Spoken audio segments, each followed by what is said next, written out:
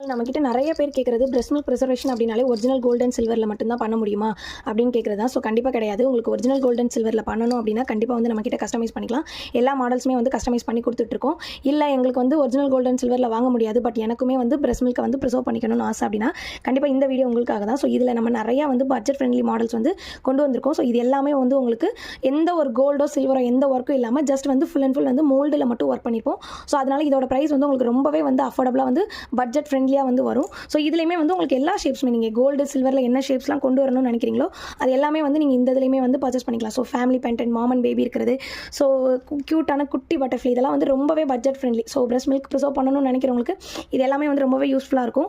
So இதில் வந்து நீங்கள் என்ன கேட்குறீங்களோ அந்த மாடல்ஸ் எல்லாமே வந்து கஸ்டமைஸ் பண்ணி கொடுத்துருவோம்.